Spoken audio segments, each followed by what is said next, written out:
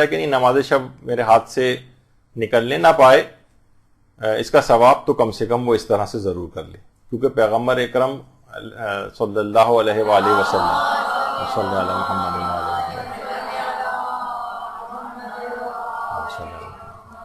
وہ فرماتے ہیں کہ علیکم بصلاۃ اللیل ولو رکعۃ واحدہ، نماز شب کی پابندی کرو چاہے ایک رکعت ہی کیوں نہ پڑھو۔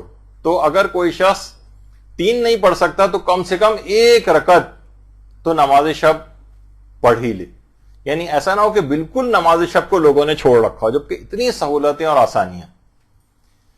تو اور اس کے اندر اس بات کا بھی ہے جو ہم پچھلی مرتبہ بیان کر چکے ہیں کہ نافل فجر کو بھی نماز شب کے ساتھ ملا سکتے ہیں، یعنی اگر کسی نے نماز مغربین پڑھی اور نماز مغربین پڑھنے کے بعد نماز شب پڑھ لی تو وہ اس کے فوراً بعد نافل فجر بھی پڑھ سکتا ہے، یعنی اس کے بعد نافل فجر پڑھ لے تو یہ بھی اس کو ایک خصوصیت سہولت حاصل ہو جائے گی۔ اچھا، اب جو افراد بھی جن پر بھی قضا نمازیں ہوں ان کے لیے علماء ایک تجویز دیتے ہیں عام طور پر۔ قضا نماز اتنی زیادہ ہیں، اس سے لوگ فوراً کہتے ہیں کہ کیا بہتر نہیں ہے کہ ہم اپنی مستحب نمازوں کو چھوڑیں چاہے وہ نماز شب ہی کیوں نہ ہو اور اپنی قضا اتار لیں؟ یہ بھی بالکل صحیح بات ہے، اپنی قضا کو بہرحال فوقیت اور اہمیت زیادہ دینی چاہیے، آخرت میں پوچھا تو اسی کا جائے گا۔ لیکن علماء فرماتے ہیں کہ بہرحال نماز شب کو بھی کیوں چھوڑیں، تو ایک طریقہ کار کر سکتے ہیں کہ جو 8 رکعتیں آپ پڑھتے ہیں اس سے پہلے نماز شب کی نیت سے 2 رکعت کر کے جو 4 نمازیں ہیں، اس کے بجائے آپ کوئی بھی 8 رکعتیں قضا پڑھ لیں، مثلا ظہر اثر پڑھ لیں ظہر اثر ہی کی نیت سے، ابھی اس کی تفصیل بھی آ رہی ہے، یا مثلا فجر کی 2 کر کے 4 نمازیں قضا پڑھ لیں، اور جو 3 رکعتیں ہیں وہ آپ نماز شب ہی کی نیت سے پڑھیں، یعنی نماز شفع کی 2 رکعت اور 1 رکعت نماز وتر۔ تو اس لحاظ سے یہ اس کا ایک آپ کو مل جائے گا ثواب کہ آپ کی قضا نمازیں بھی ایک لحاظ سے اتر گئیں اور نماز شب کا بھی آپ کو ثواب مل گیا، کیونکہ شرعاً اس بات کا اختیار ہے، اختصار کر سکتے ہیں۔ آپ نے دیکھا کہ 3 رکعت کے اوپر بھی اور حتیٰ کہ 1 رکعت تک کے اوپر بھی اختصار کیا جا سکتا ہے اور مختصراً 1 رکعت نماز بھی پڑھی جا سکتی۔ تو یہ ان کے لیے بہرحال ایک تجویز تھی۔ البتہ یہ ہے کہ ایک چیز جو بہت رائج ہے کہ اگر کوئی شخص نماز شب پڑھ رہا ہے، لوگ یہ کہتے ہیں اسی کے اندر بھی اپنی وہ قضا نمازوں کی نیت کر لے، تو قضا واجب نمازوں میں آیت اللہ سیستانی بھی یہ بات فرماتے ہیں کہ اس کے اندر تداخل ممکن نہیں ہے، یعنی قضا نماز آپ نے کہا کہ میں یہی جو 2 رکعت کر کے مثلا نماز پڑھ رہی ہوں، یہ فجر کی بھی ہو رہی ہے اور اسی میں ہی میں نماز شب کی بھی نیت کر رہی ہوں۔ ہاں، 2 نمازوں کو یعنی ایک واجب نماز اور ایک یہ والی نماز شب اس طرح سے ملا کہ ان کا تداخل آپس میں نہیں ہو سکتا، یعنی اگر آپ قضا نماز پڑھیں گی تو قضا نماز ہی اترے گی، اور اگر نماز شب پڑھیں گی تو نماز شب ہی کاؤنٹ ہوگی، یعنی ان دونوں کی نیتوں کو آپس میں ملا نہیں سکتے۔ البتہ کیا ہے، عام طور پر علماء اس طرح کی مثالیں بھی دیتے ہیں جو آپ نے سنا ہوگا کہ لوگوں کو جس کی وجہ سے شاید یہ اشتباہ ہونے لگتا ہے کہ ایسا کیا جا سکتا ہے، وہ ہے کہ اگر ہم جیسے رمضان کے روزے میں بھی ہوتا ہے کہ کسی ایسے دن رمضان کا روزہ آ گیا، مثلا 18 ذی الحجہ آ گئی اور کسی پر قضا رمضان کے روزے موجود ہوں تو وہ مستحب روزہ نہیں رکھ سکتا، لیکن اس کا بھی دل محسوس کے رہ جاتا ہے کہ کاش مجھ پر قضا روزے نہ ہوتے تو آج میں مستحبی روزہ رکھ لیتا، تو اس افسوس کرنے کی وجہ سے پروردگار عالم اس کو مستحب روزے کا ثواب بھی عطا فرما دے گا، یعنی وہ قضا ہی کی نیت سے روزہ رکھے لیکن مستحب کا ثواب بھی اس کو مل جائے، لیکن نیت یہ نہ کرے کہ یہ دونوں روزے میں ایک وقت میں نیت کر رہا ہوں۔ تو اسی طریقے سے اس کے اندر بھی ہے کہ وہ اپنی قضا نمازیں اتارے اور دل میں افسوس کرے کہ دیکھیں نمازیں تو میں ابھی بھی پڑھ رہا ہوں لیکن کاش میری قضا نمازیں نہ ہوتی تو میں آج یہی مستحب کی نیت سے نماز شب کی نیت سے پڑھتا تو انشاءاللہ پروردگار عالم دونوں ثواب اسے عطا فرما سکتا ہے۔ تو لیکن یہ نیت تداخل کے طور پر نہ کریں کہ قضا نماز کے ساتھ ملا کر نماز شب کو پڑھنے کی نیت، یہ والی نیت نہیں ہونی چاہیے۔ اچھا، اب کیا نماز شب میں نوافل نماز کا تداخل ہو سکتا ہے؟ یعنی نماز شب ہم پڑھ رہے ہیں، مثلا ہم پڑھ رہے ہیں نافل مغرب بھی 2 رکعت کر کے پڑھی جاتی، تو ہم نے سوچا کہ اسی میں ہم نماز شب کی بھی نیت کر لیں، تو یہ والا تداخل بھی نہیں ہو سکتا، नाफिला मगरिब का गुफैला के साथ तदाखुल हो सकता है, वो पहले भी बयान हुआ था, और अगली नशिस्त जो भी हमारी होगी उसके अंदर जब हम नमाज गुफैला के मसाइल बयान करेंगे तो तफसील वहां पर आएगी। लेकिन कोई शख्स ये नहीं कर सकता कि हम अपने नवाफिल यौमिया का तदाखुल नमाज शब के साथ कर लूं, ये नहीं हो सकता। तो बहरहाल ये दिमाग में एक चीज रहे। और एक सवाल ये भी बहुत पूछा जाता है इसमें कि क्या नमाज शब के लिए सोना जरूरी है? तो देखिए, बेहतर तो यह है कि कुछ वक्त सोने के बाद उठकर नमाज शब पढ़ी जाए, ताकि जरा तबीयत भी फ्रेश हो जाए, एक निशात आ जाए, और कुशलमंदी और वो जो एक सुस्ती टाइप की होती है वो दूर हो जाए। तो बहरहाल कुछ वक्त बेहतर है कि सोकर उठ के नमाज शब पढ़े, लेकिन अब ये कोई जरूरी नहीं। यानी अगर आप मुसलसल जागते हुए जा रही हैं तो उसी हालत में भी नमाज शब का जब वक्त आ जाए या वक्त फजीलत आ जाए तो आप नमाज शब पढ़ सकती हैं। लोग सोचते हैं कि अगर हम सोए नहीं और नमाज शब पढ़ ली तो गोया नमाज शब शुमार नहीं होती। नहीं, ये गलत फहमी है। नमाज शब के लिए सोना उस लिहाज से जरूरी नहीं है, अलबत्ता बेहतर है। अच्छा, नमाज शब का मुख्तसर तरीन तरीका क्या है? अब ये तफसीली भी आएगा। मुख्तसर तरीका तो बहुत ही आसान है, 2-2 रकअत करके सारी नमाजें पढ़ती हुई जानी, सिर्फ आखिरी एक नमाज बतर जो है, और इन सब के अंदर सिर्फ और सिर्फ सूरह अलहम्द के ऊपर इख्तिसार किया जा सकता है। बाकी वही रुकू सजदा तशहुद सलाम वगैरह जिस तरह नमाज फजर की तरह से पढ़ी जाएगी, और हर रकत में फकत और फकत सूरह अलहम्द भी पढ़ लें तो नमाज शब के लिए बहुत काफी। हर रकत में, पूरी 11 रकात के अंदर अगर आप सिर्फ और सिर्फ सूरह अलहम्द के ऊपर इक्तिफा कर लें तो ये मुख्तसर तरीन तरीका है। अलबत्ता एक तफसीली तरीका भी, तफसीली तरीका में तो एक तो वही है, देखिए 8 रकात नमाज 2-2 रकात करके पढ़ी जाएगी फजर के तरीके से, और फिर उसके बाद जो नमाज शफा है उसकी पहली रकात में अलहम्द के बाद सूरह वन्नास, और दूसरी रकात में अलहम्द के बाद सूरह फलक। ये नमाज शफा के अंदर पढ़ी जाए। अलबत्ता सूरह अलहम्द के ऊपर भी इक्तिफा हो सकता है, लेकिन अगर ये सूरह पढ़े जाएं तो और ज्यादा अच्छा है। और आखिरी रकत जो है नमाज वतर, उसमें अलहम्द के बाद 3 दफा सूरह तौहीद है और एक बार सूरह नास और फलक है। यानी आप देखें कि अलहम्द के बाद 3 मरतबा सूरह तौहीद, 3 2 5 6 सूरह हैं। ये नमाज मुस्तहब के जो नमाज वाजिब के साथ जो ये फर्क बताए गए थे उसके अंदर भी ये बात आई थी कि वाजिब नमाज में तो अलहम्द के बाद सिर्फ एक ही सूरा पढ़ना होता है, इसके अंदर आपने देखा कि 5-5 सूरे और आ रहे हैं। तो नमाज वतर में या वितर में 3 मरतबा सूरह तौहीद अलहम्द के बाद और एक मरतबा नास और फलक, और फिर एक तवील कुनूत इसके अंदर पढ़ा जाता है जिसमें 40 मोमिनीन के लिए दुआ की जाती है या उनके लिए इस्तगफार किया जाता है। अच्छा जी 40 मोमिनीन का तो अभी आगे आएगा। अभी मैं कभी कहा, अभी 40 मोमिनीन तफसील भी आने वाली।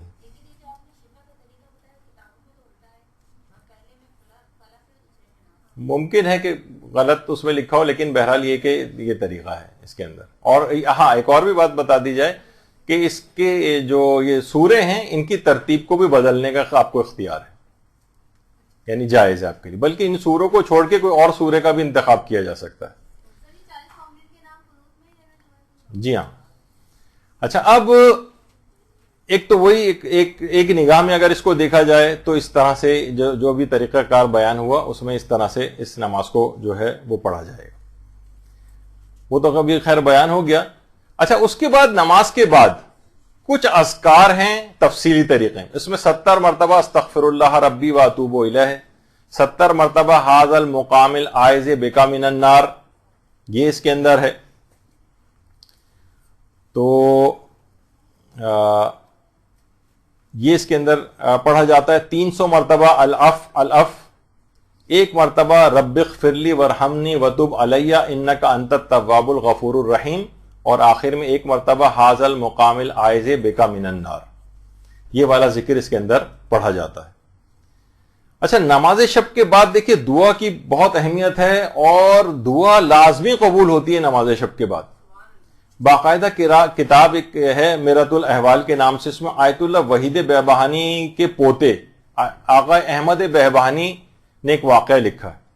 आयतुल्लाह वहीद बेबहानी उस्तादुल उसूलियीन कहलाते हैं। आयतुल्लाह बाकर वहीद बेबहानी, जिन्होंने बाकायदा اخباریوں کو ایک مناظرے کے بعد شکست فاش دی تھی، اور اس کے بعد سے اخباری پھر کبھی سر نہیں اٹھا سکے.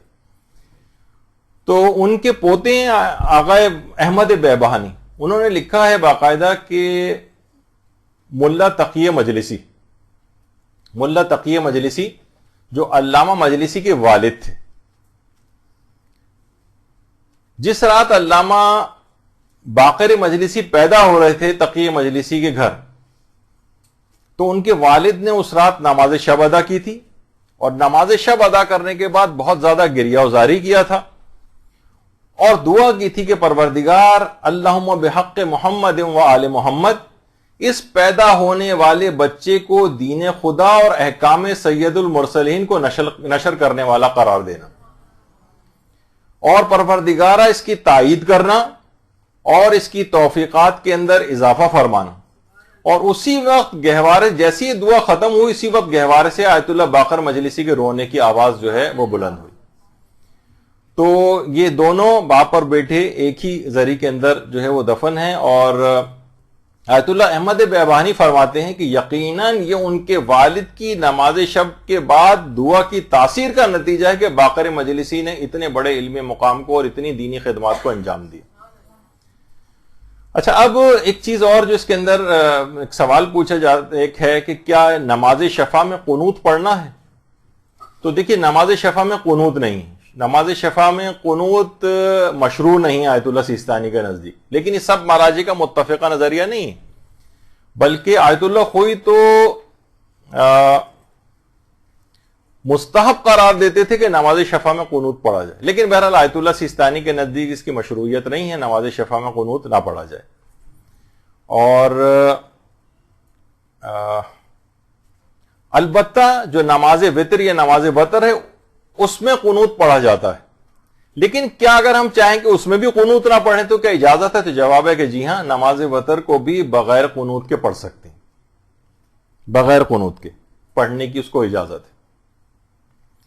اور طویل ترین قنوت اس کو پڑھا جائے، اس کے اندر طویل دعائیں ہیں وہ مانگی جائیں، حتیٰ کہ جب ایران عراق جنگ ہو رہی تھی تو کتنے ہی فوجی اس رات کو جب راتیں ہوتی تھیں تو وہاں پر بھی نماز شب پڑھا کرتے تھے محاذ کے اوپر، اور وہاں پر بھی دعائے قنوت جو ہے اس کے اندر پڑھتے تھے. اور کچھ علماء کے تو یہاں تک حالات میں ملتا ہے کہ وہ نماز وتر کے قنوت میں دعائے ابو حمزہ صومالی پڑھتے تھے. دعائے ابو حمزہ صومالی رمضان المبارک کی کتنی طویل ترین دعا ہے وہ تک پڑھتے تھے. آیت اللہ بہجت کہتے ہیں ایک زمانہ دیکھا تھا ہم نے اپنے جوانی کے دور میں حرم امیر المومنین میں، جب وہاں پر طالب علمی کا دور تھا، کہہ رہے ہم نے ایک دفعہ خود گنا تھا کہ حرم امیر المومنین کے صحن میں تقریباً اس وقت 70 یا 100 افراد نماز شب کے قنوت میں دعائے ابو حمزہ صومالی پڑھ رہے تھے.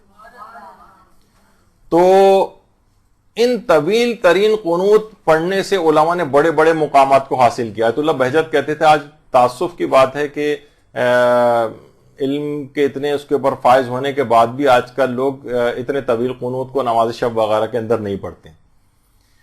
تو بڑے بڑے مقامات کو علماء نے حاصل کیا ہے.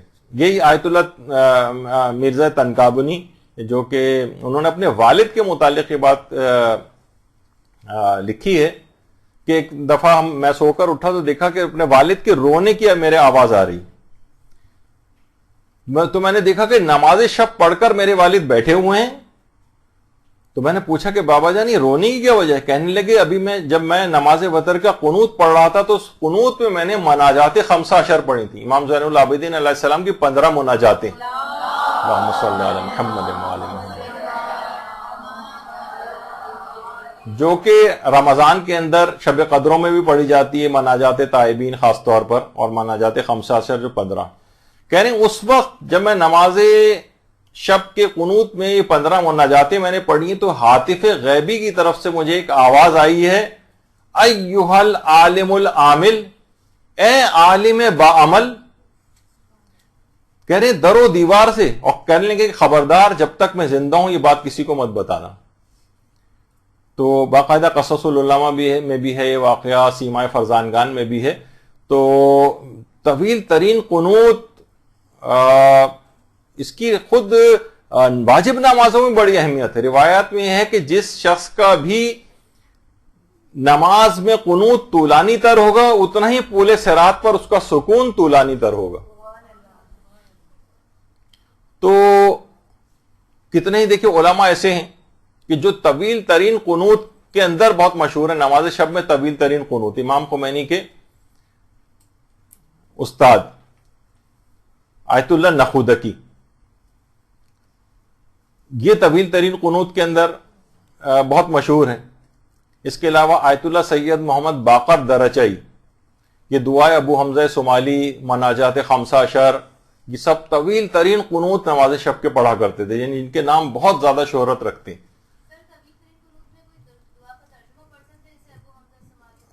ترجمہ بھی پڑھ سکتے ہیں لیکن عربی میں معصورہ دعائیں جو ہیں وہ پڑھنا وہ زیادہ بہتر ہے. آیت اللہ مرزا نائینی، ان کے طویل ترین، آیت اللہ خوئی کے بھی استاد تھے، ان کے طویل ترین قنوت بہت مشہور ہے. اس کے علاوہ ملا ہادی سبزواری جن کی شرح منظومہ وغیرہ بہت مشہور ہے، یہ دعائے جوشن کبیر پڑھا کرتے تھے نماز شب کے قنوت میں. تو اس سے آپ اندازہ لگائیں کہ طویل ترین قنوت پڑھنا کتنا زیادہ اہمیت کا حامل ہے. اور آیت اللہ حسین بروجردی، یہ آیت اللہ بروجردی جب درس دیا کرتے تھے اس وقت کی ان کی تصویر ہے. تو آیت اللہ بروجردی کا بھی طویل ترین قنوت بہت زیادہ مشہور ہے، نماز شب میں طویل ترین قنوت کا پڑھنا.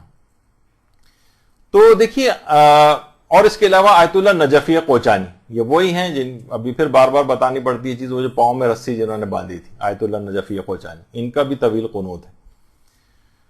تو اب لوگ پوچھتے ہیں کہ 40 افراد کے نام لینا ہی ضروری ہے یا رشتوں کے بھی نام لے سکتے ہیں؟ تو دیکھیے سب سے پہلی بات یہ کہ بہتر ہے نام لینا، لیکن نام لینا بھی ضروری نہیں ہے. ہاں مثلا رشتے بھی لے سکتے ہیں، میرے والد والدہ، دادا دادی، نانا نانی، بھائی بہن، اس طرح سے کر کے بھی آپ لے سکتے ہیں، رشتے بھی لے سکتے ہیں. اور 40 کا عدد کم بھی ہو سکتا ہے اور 40 سے زیادہ بھی نام لے سکتے ہیں. صرف 40 نہیں کہ ہم صرف انگلیوں کے اوپر بیٹھ کے 40 جو ہے وہ گنتے رہیں. 40 کا عدد روایتوں میں آیا ہے، 40 کے تو نام لیے جائیں.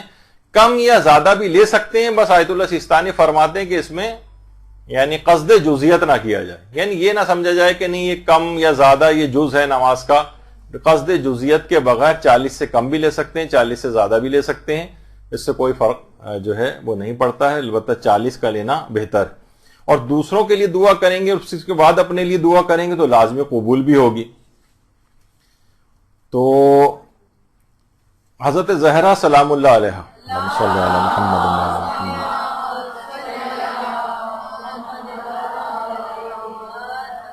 پیغمبر سے نقل فرماتی ہیں کہ ہر ایک کے لیے انسان نماز کے بعد ہر ایک کے لیے دعا کرے. جس نے خود کے لیے دعا کی اور دوسروں کو فراموش کر دیا اس نے ان سے جفا اور غداری کی. تو دیکھیے یہ اس بات کی بھی بڑی اہمیت ہے کہ پہلے دوسروں کے لیے دعا کریں گے، اپنے لیے کریں گے تو انشاءاللہ آپ کے لیے تو لازمی وہ دعا قبول ہو جائے گی. پھر ایک چیز اور بھی ہے کہ نماز شب کبھی قضا بھی ہو جاتی ہے، جو پابند ہیں نماز شب کے ان سے بھی قضا ہو جاتی ہے. تو اس کی بھی ایک ممکنہ وجہ بتائی گئی. آیت اللہ جواد ملکی تبریزی نے اسرار الصلاۃ کے اندر لکھا ہے کہ کبھی کبھار اگر کبھی کسی سے جو متہجدین ہیں یعنی نماز تہجد پڑھنے والے ہیں ان سے کبھی نماز شب اگر قضا ہو جائے تو یہ بھی ایک لطف الہی کے تحت قضا ہوتی، یعنی ان کو اس نماز کے قضا ہونے کے اوپر جو افسوس ہوتا ہے تو مزید ثواب پروردگار کی طرف سے عطا ہوتا ہے. یعنی اس میں ان کا اپنا قصور نہیں ہوتا، اپنا قصور یعنی قصور کہ خود سے نماز قضا کریں، لیکن کچھ ایسے حالات اللہ کر دیتا ہے کہ ان سے نماز قضا ہو جائے. اس کی ایک وجہ یہ ہوتی ہے تاکہ ان میں سے عجب اور تکبر جو ہے وہ نکل جائے. البتہ ایسا کبھی کبھار ہونا چاہیے، ایسا نہ ہو کہ لوگ اکثر و بیشتر قضا کریں پھر سوچیں گے اللہ نے ہمیں جو ہے وہ ایسا کر دیا ہے. تو ریاکاری اور عجب یہ بالکل نہیں ہونا چاہیے. جیسے امام خمینی کی سیرت میں امام خمینی کی زوجہ خانم خدیجہ ثقفی فرماتی تھیں کہ امام خمینی اگر جب رات کو اٹھتے تھے نماز شب کے لیے تو لائٹ تک نہیں جلاتے تھے اور اپنے پاس ایک چھوٹی سی ٹارچ رکھی ہوئی تھی، اس کی روشنی میں وہ حوض تک جاتے تھے وضو کے لیے.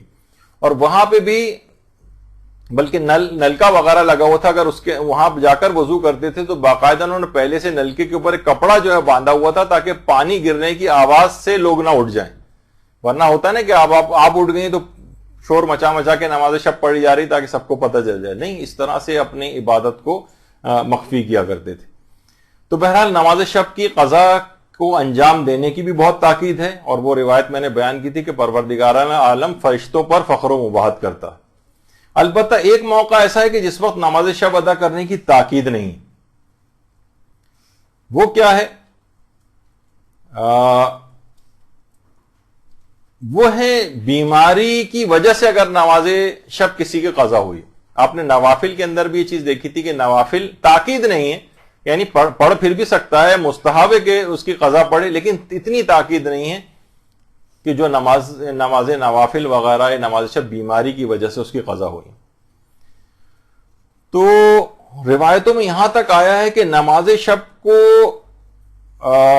آنکھوں کی روشنی کی طرح سے محبوب قرار دیا گیا نماز شب کی قضا کو، یعنی اگر کوئی شخص نماز شب کی قضا انجام دیتا ہے تو اتنا محبوب عمل ہے جیسے انسان کی آنکھوں کی روشنی اس کے لیے محبوب ہوتی۔ بعض عرفا تو ساری رات سوتے نہیں تھے اس خوف سے کہ کہیں نماز شب ان کی کہیں مس نہ ہو جائے، سوتے رہ جائیں اور نماز شب قضا ہو جائے، اتنا بڑا نقصان۔ جیسے کسی کو بہت منتوں مرادوں کے بعد کسی ملک کا ویزا مل گیا ہو اور اس کی فلائٹ ہو اور اس کو ساری رات نیند نہیں آتی ہے، کہ ایسا نہ ہو کہ میں سوتا رہ گیا تو فلائٹ ہی میری نکل جائے۔ یعنی میں نے بہت دنیاوی لحاظ سے اس لحاظ سے مثال دی، لیکن کہ وہ عرفا سوتے نہیں تھے، اتنا بڑا نقصان ان کو نظر آتا تھا کہ ایک نماز بھی نماز شب کی ان سے قضا ہو جائے۔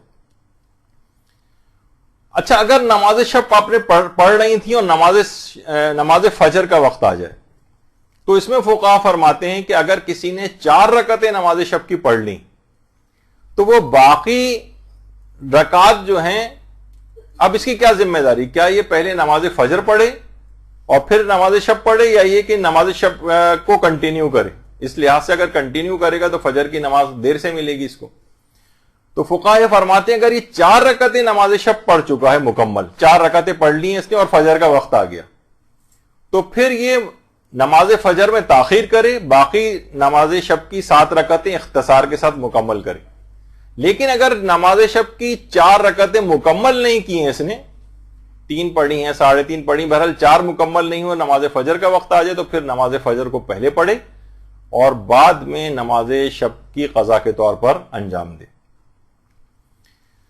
البتہ ایک موقع اور آقا سیستانی نے فرمایا ہے کہ اگر کوئی شخص اس وقت نیند سے بیدار ہو کہ جب طلوع فجر ہو رہی ہو تو وہ ادا اور قضا کی نیت کے بغیر نماز شب کو پڑھے، یعنی اسی وقت وہ بیدار ہوا ہے کہ جب طلوع فجر ہو رہی تھی، نیند سے اس وقت بیدار ہو، تو پھر ادا اور قضا کی نیت کے بغیر۔ اچھا، وہ علماء کے جو کہ کہتے ہیں آدھی رات کے بعد وقت شروع ہوتا ہے، آقا سیستانی کے نزدیک تو خیر پہلے ہی آ جاتا ہے، لیکن ان کے لحاظ سے بھی نماز شب کی قضا زیادہ بہتر ہے بنسبت قبل از وقت پڑھنے کے۔ وہ بھی رجاء مطلوبیت کی نیت سے، اکثر علماء جو آدھی رات کے بعد کے بھی قائل ہیں وہ کہتے ہیں رجاء مطلوبیت کی نیت سے آدھی رات سے پہلے بھی پڑھی جا سکتی ہے، لیکن زیادہ بہتر یہ ہے کہ وقت سے پہلے پڑھنے کے بجائے قضا کر کے پڑھنے کا ثواب زیادہ ہے۔ اور وہ بھی بات بیان ہوئی تھی شاید اس سے پہلے بھی کہ وہ علماء جو آدھی رات کے قائل ہیں وہ کہتے ہیں جو شخص بیمار ہو، مسافر ہو، کوئی جلدی ہو، یا اسے پتہ ہے کہ میں سویا تو اٹھ نہیں سکوں گا، اس کو آدھی رات سے پہلے بھی اجازت ہے کہ وہ نماز شب پڑھ کر سو سکتا ہے۔ اچھا، یہ جو نماز شب ہے آخر یہ قضا کیوں ہوتی؟ دیکھیے، ایک وجہ تو خود حضرت امیر المومنین علیہ الصلوۃ والسلام نے بیان کی۔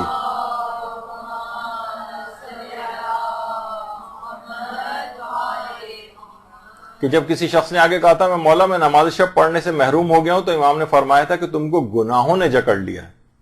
یعنی نماز شب سے محروم ہونے کی ایک اہم وجہ کیا ہے؟ گناہوں کے اندر انسان کا مبتلا ہونا۔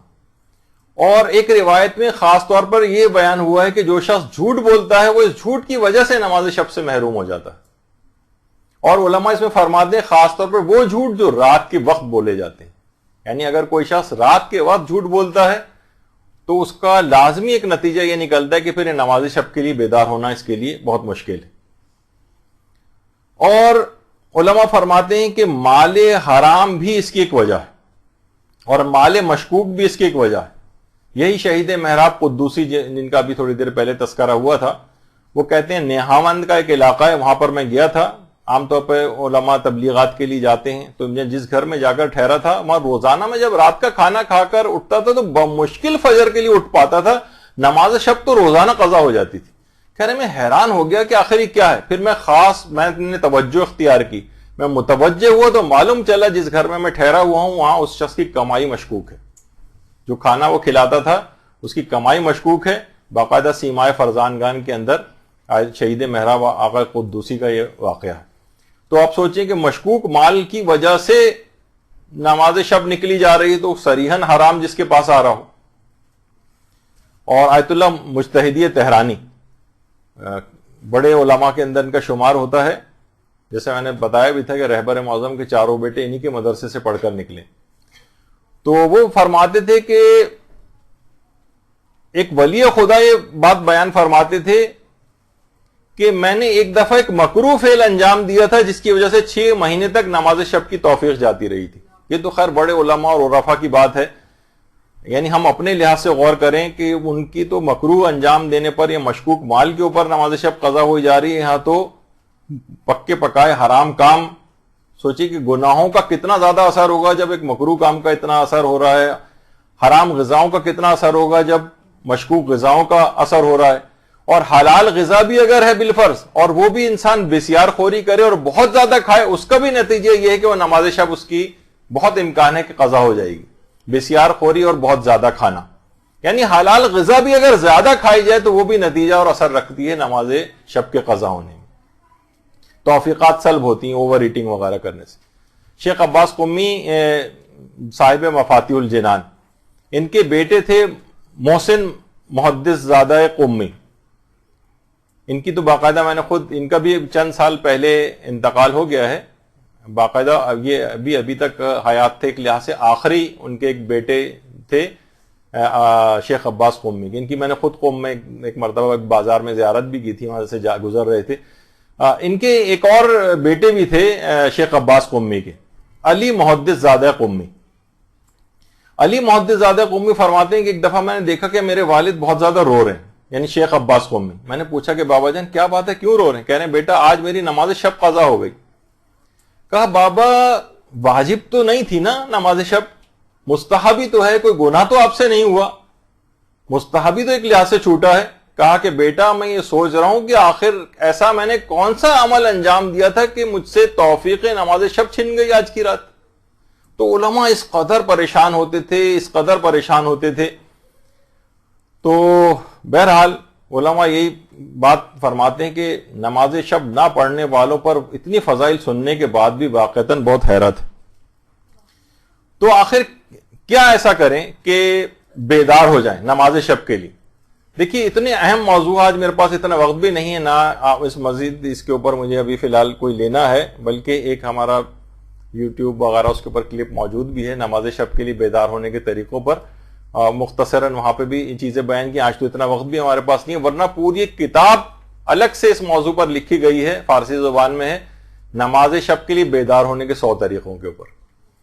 تو بہرحال کیسے؟ تو اس کے اندر ایک طریقہ تو وہی ہے سورہ کہف کی آیت نمبر 110، کہ اگر کوئی شخص سوتے وقت سورہ کہف کی یہ والی آیت پڑھے گا، آیت نمبر 110، تو جس وقت بھی چاہے گا وہ نیند سے بیدار ہو جائے گا. باقاعدہ کتابوں کے اندر یہ عمل بیان ہوا ہے اور یہ مشہور بھی ہے کافی، تو اس لحاظ سے اس کو ضرور پڑھا جائے. اور جو سحر کا وقت ہے، اور دیکھیے سحر کے وقت سے مراد ہمیشہ یہ بات ہوتی ہے فجر کی نماز سے 2 گھنٹہ پہلے، جس میں امام خمینی اٹھتے. لوگ وقت سحر سمجھتے ہیں کہ جس وقت فجر کا وقت ہو جائے، نہیں، سحر کے معنی یہ ہے کہ فجر سے 2 گھنٹہ پہلے تقریباً.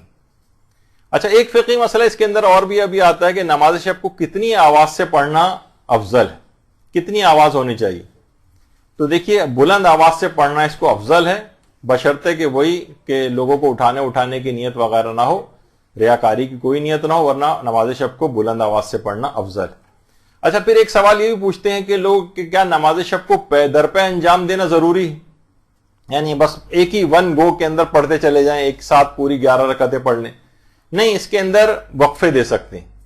مثلا آپ نے 4 رکعت پڑھ لی، تھوڑا سا کچھ کام وام کر لیا یا سو گئے، پھر اس کے بعد مزید پڑھ لی، اور پیغمبر کی اپنی سیرت میں بھی ملتا ہے کہ ایک ہی رات میں کئی مرتبہ سوتے اور جاگتے تھے اور عبادت خدا میں مشغول ہو جاتے تھے، کہ رات میں جس پہر پہ بھی اگر کوئی شخص ان کے گھر میں سے بیزار ہوتا تو ہمیشہ پیغمبر کو نماز میں مشغول پاتا تھا. تو پیغمبر ایک وقت میں عبادت انجام نہیں دیتے تھے کہ مستقل پھر جاگتے رہیں، بلکہ کئی مرتبہ تھوڑی دیر سوتے اور جاگتے تھے. باقاعدہ ڈاکٹر علیم نے پورے اس کے اوپر ہمارے ریسرچ بھی کی ہوئی ہے، کس اعتبار سے وہ آپ ان سے کبھی موقع ملے گا تو بتائیں گے کہ اصلاً اس 2 گھنٹے کا جو پیریڈ ہوتا ہے اس میں سب سے زیادہ برین آپ کا اس نیند کو صحیح طور پر استعمال کرتا ہے. اس سے زیادہ جب آپ سو رہے ہوتے ہیں نا تو وہ اس کا کوئی خاص فائدہ آپ کے جسم پر منطبق بھی نہیں ہوتا. تو پیغمبر اس طرح سے پاکٹس کے اندر جو ہے وہ سوتے اور جاگتے تھے اور عبادت خدا انجام دیتے تھے. اور ایک سوال لوگ یہ بھی پوچھتے ہیں کہ ہم نے نماز شب کے لیے وضو کیا تھا، اب اس کے بعد نماز فجر کا وقت آ جائے گا تو کیا ہمیں کوئی الگ وضو کرنا پڑے گا؟ نہیں، نماز شب کے لیے کیے گئے وضو سے ہی آپ نماز فجر پڑھ سکتی ہیں. پھر لوگ یہ کہتے ہیں اکثر نماز فجر پڑھتے پڑھتے ہمیں مثلا امام حسین کی یاد آ گئی، یہی نماز ہے، اس امام کی بات یاد آ گئی تو ان پہ گریہ ہونے لگا، تو کیا یہ اس بات کی اجازت ہے؟ تو یہ بھی پچھلی دفعہ مسائل میں بیان ہوئی تھی بات، یہ کہ امام حسین پہ گریہ کرنا یہ بہرحال آخرت کے لیے اور اللہ کے لیے گریہ کرنے میں شمار ہوتا ہے. اور اکثر علماء، چند ایک فقہا کا اس میں اختلاف ہے، لیکن اکثر علماء اس کی اجازت دیتے ہیں، اور کچھ نے اشکال یا احتیاط واجب لگائی تو وہ رجوع کر کے اجازت مل جاتی ہے. تو بہرحال گریہ بھی اس لحاظ سے اجازت ہے اس کی. اور نماز شب میں اگر کوئی کمی بیشی ہو جائے تو اس پہ سجدہ سہو بھی نہیں ہوتا، یہ بھی پچھلی مرتبہ بات ہو گئی تھی جب ہم نے فرق بیان کیے تھے. اور پیدل چلتے ہوئے چلتے پھرتے بھی نماز شب پڑھ سکتے ہیں، سواری پر اور ڈرائیو کرتے ہوئے نماز شب پڑھ سکتے ہیں. اس کو پڑھنے کا طریقہ بھی بیان ہوا تھا کہ معمولی سر کے اشارے سے رکوع اور سجدہ کر لیا جائے اور باقی نماز عام طریقے سے ہی پڑھی جائے. اور اگر سگنل پہ کبھی گاڑی رک جائے تو اس نماز کو روکنا ضروری نہیں ہے کہ جب چلے گی تو پھر ہم پڑھیں گے، نہیں، اسی نماز کو آپ کنٹینیو کریں، اسی طرح بیٹھے بیٹھے نماز پڑھی جا سکتی. اچھا، اور یہ بھی ہے کہ بیٹھ کر اگر پڑھی جائے گی تو رکعت کا دگنا کرنا ضروری نہیں ہے، جتنی 11 رکعت ہیں اتنی 11 رکعت ہی پڑھ جائیں. البتہ بہتر ہے کہ دگنی کر دی جائیں، لیکن یہ ضروری نہیں ہے، اور نماز شب وہی 11 رکعت ہی شمار ہو جائے گی.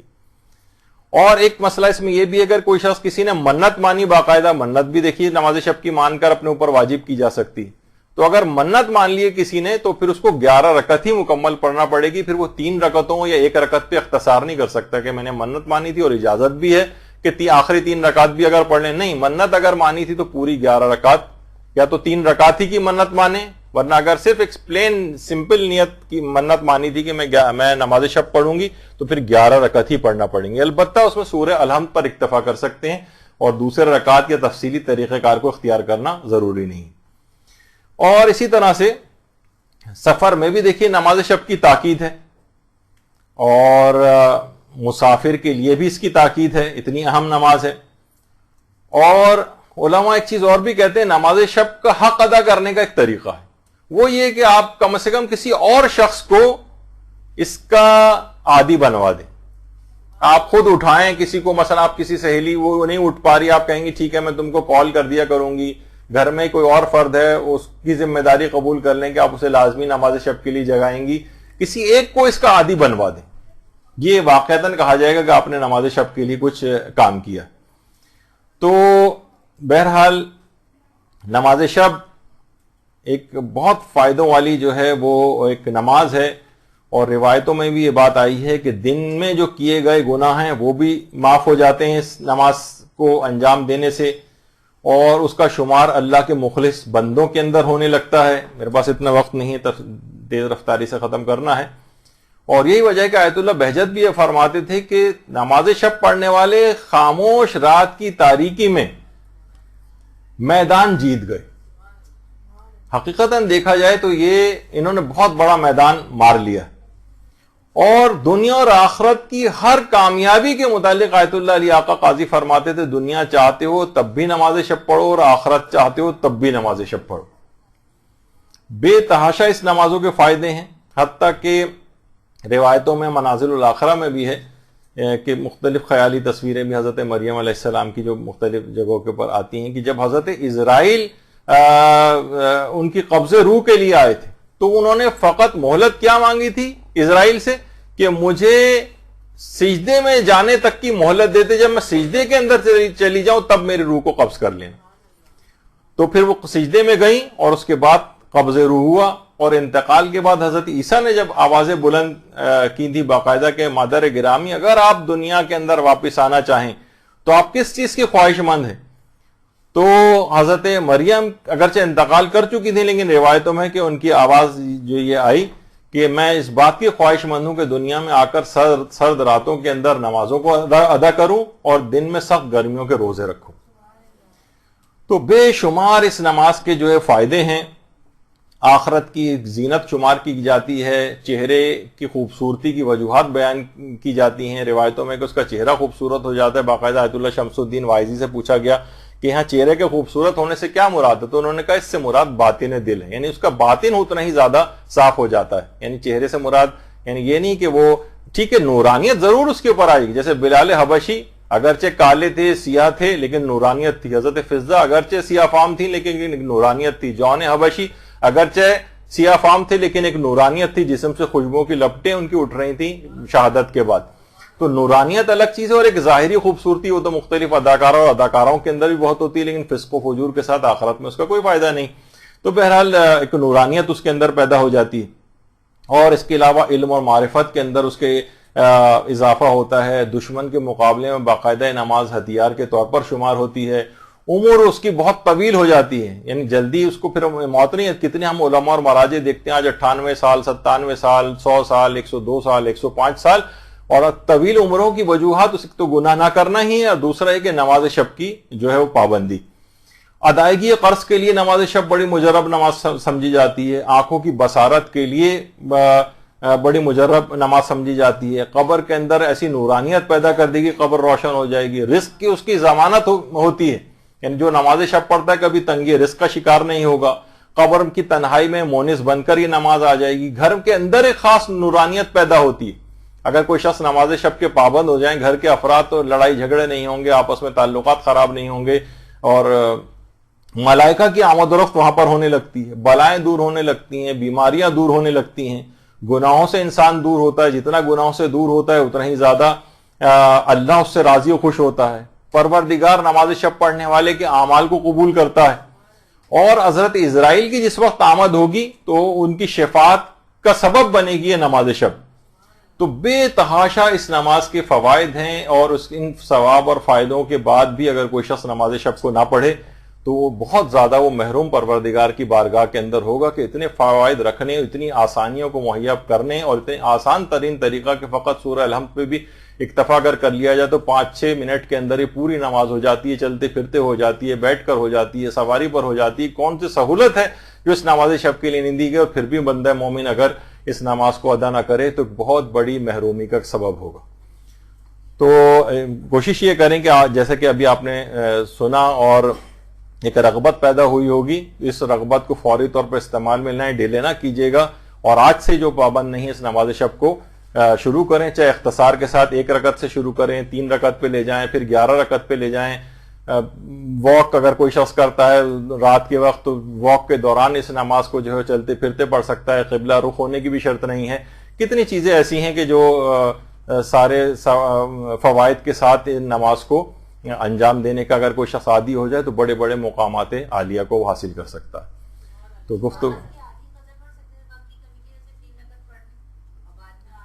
جی ہاں کر سکتے ہیں،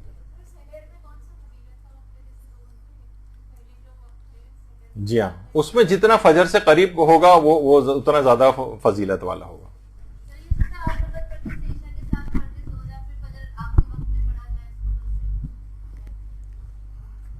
فجر کو اس کی وجہ سے ڈیلے کریں، اتنا ڈیلے نہ کریں کہ وقت فضیلت فجر کا ختم ہو جائے۔ جیسے ہم نے وہ جو اصول بتایا تھا کہ 4 رکعتیں اگر پڑھ چکے ہیں اور تو فجر کو تھوڑا ڈیلے کر کے مختصراً ان کو مکمل کریں، اور 4 رکعتیں مکمل نہیں ہوئیں تو پھر فجر پہلے پڑھیں، ان کو قضا کی نیت سے بعد میں پڑھیں۔ وصلی اللہ علی محمد وآلہ برحمتك يا أرحم الراحمين وصلى الله على محمد وآله الطاهرين.